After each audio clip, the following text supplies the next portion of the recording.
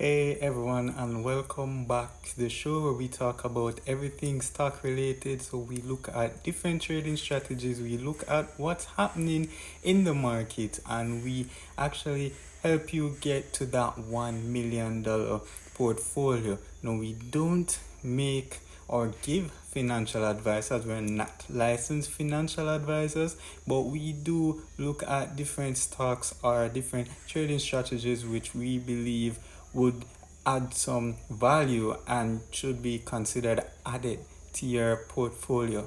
Now it's actually December 31st, 2024, and that's the last day of the year.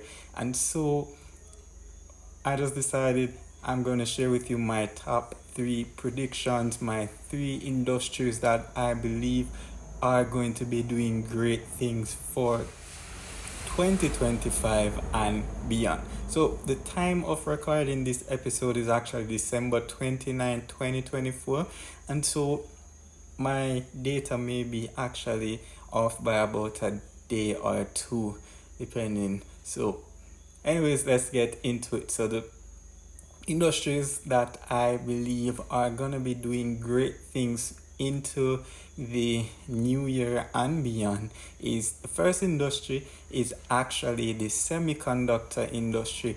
Now the semiconductor industry right now is dominated by Taiwan Semiconductors, and leading the AI sector is Nvidia, and these two companies have actually been having tremendous record breaking years. Now, Taiwan Semiconductors actually produces about 60% of the actual semiconductors worldwide, and Nvidia, on the other hand, actually is the leading semiconductors for the artificial intelligence. So, whether you are looking to upgrade your devices, whether you're looking to purchase a new motor vehicle or you're looking to change your smartphone, then you would actually come in face to face or have some interactions with one of or even both of these companies. And so,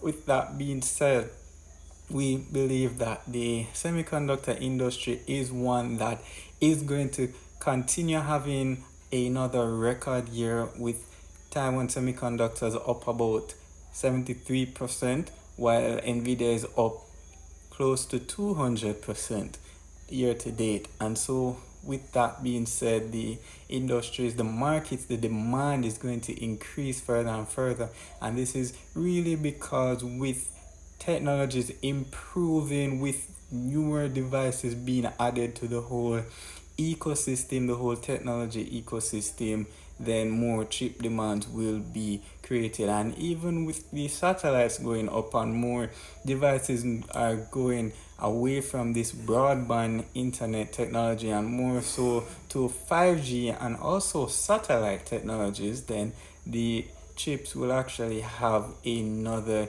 layer of demand for them.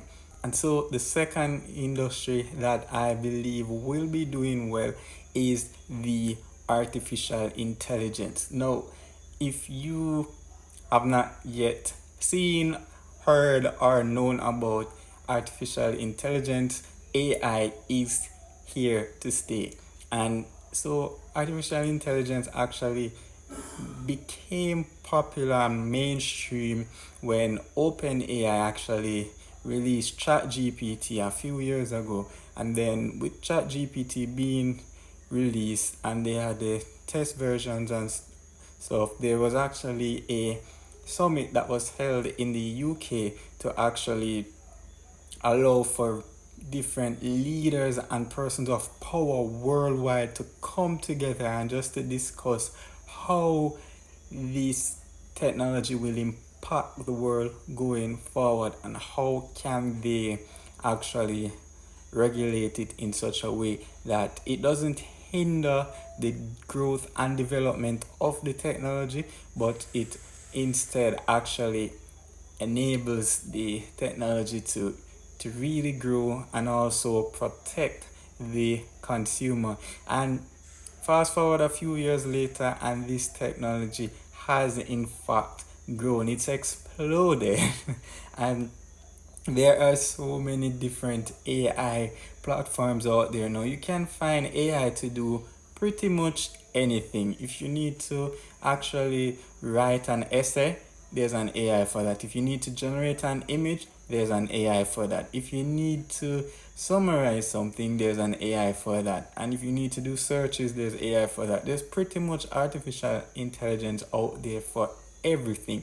And just like what had happened back in the 90s with the internet age and the internet industry and that sector coming, that's actually what's happening right now with artificial intelligence. And remember that in the 1990s there was the technology, the internet era, and then there was a dot-com crash, which was one of the largest crashes.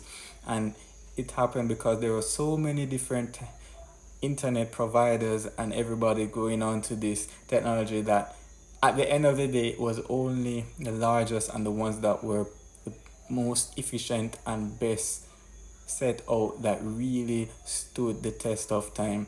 And if you look at it now, the companies that did really well in the 1990s and those that are doing well now in 2024, 2023, and will be around 2025 are two different sets of companies. The ones back in the 90s, maybe you'd find one or two of them, but the majority of them, they either merged or they crashed, and then another company came up and took over the platform and they improved on it. And that's similar to what can be expected for artificial intelligence. So going into 2025, I do believe it's going to be another record year because it's still early days for the system and the technology and the whole industry. And so 2025 and going into 2026, there's still going to be a lot of demand, there's still going to be a lot of rise, but I do believe that there's a bubble that is forming, and that bubble might actually start bursting in another 2-3 years, and so only the largest of the largest and the best of the best companies will actually be around then.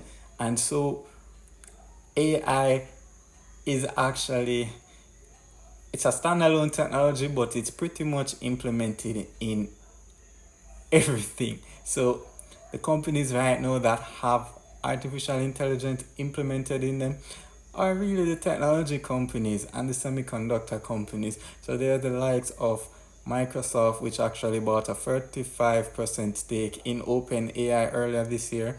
There is Apple, which actually has some artificial intelligence in it. There's Meta, or Facebook, formerly known as Facebook, that uses artificial intelligence, and so many other companies that use it. And so with this artificial intelligence being added to the platforms and to these ecosystems, it actually makes searching, doing tasks, using the platforms a lot simpler, a lot easier. And so these are the reasons why I believe that artificial intelligence is gonna be around, it's gonna be here to stay, but it's also a bubble that's actually happening. And in another few years, who knows, the bubble might burst, the bubble might not burst, but it's always good to be fully prepared and ready for whenever anything happens.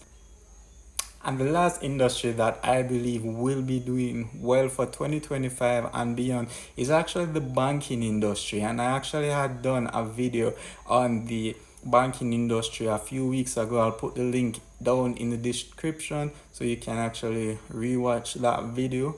But really and truly, the banking industry is actually one that has the most upside right now, because over the past 2 years, the actual banking industry had taken a really bad hit.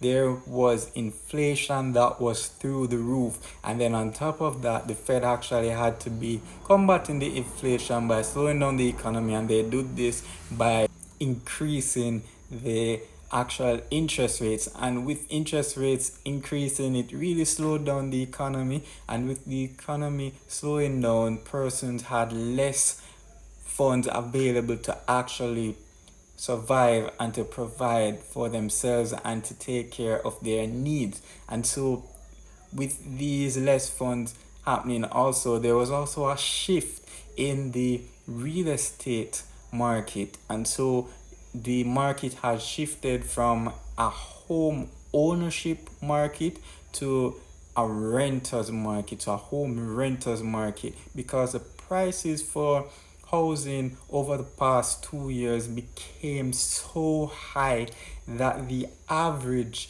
American was unable to actually purchase a house. And this is due to inflation and the interest rate. So they were actually getting hit from both ends. And so with this, it really shifted the dynamics of the entire US housing markets. And so persons were no longer able to afford homes because the prices became so expensive, and now they actually had to start renting out homes, and even renting became expensive as time went on.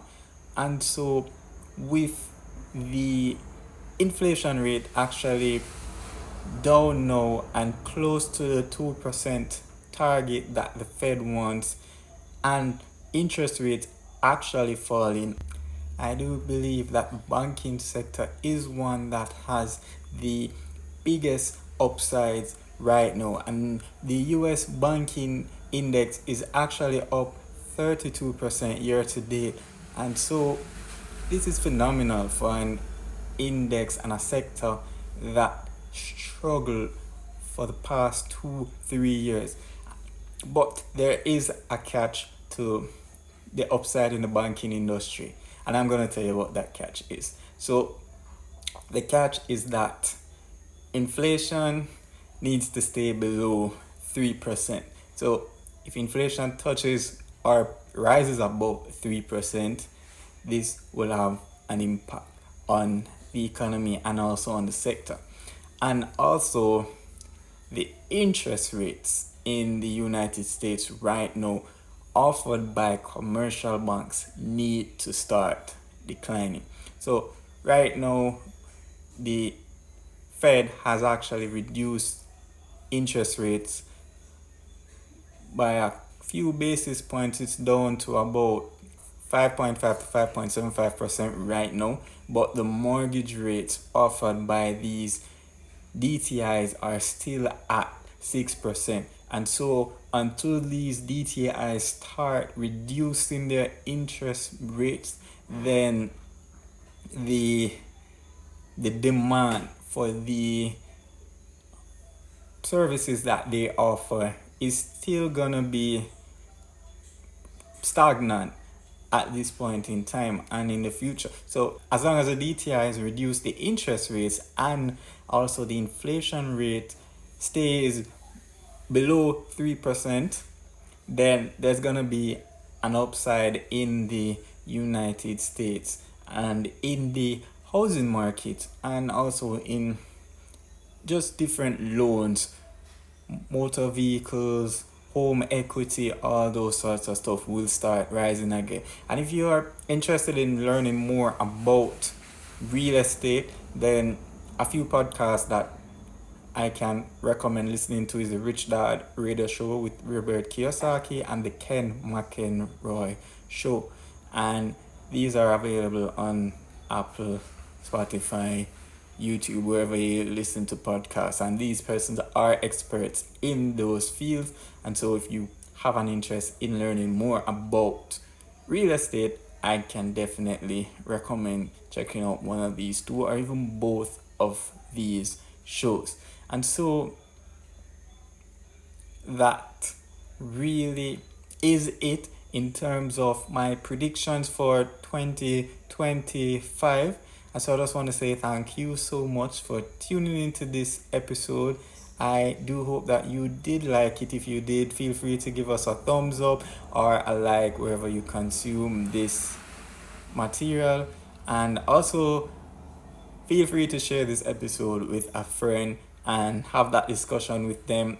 Leave any comments you might have down below. Get in touch with me. I love to hear from you all. I want to hear from you all, and I love to respond when you share your insights, your thoughts, anything on the episode, or just any questions you have in general regarding investing, stocks, trading, predictions for the markets going 2025, what you perceive, what your experiences has been like, those sorts of things. And the last thing that I want to say is subscribe to this channel so that you do not miss out on any new episodes as soon as they are launched. Until next time, take care. Love you guys.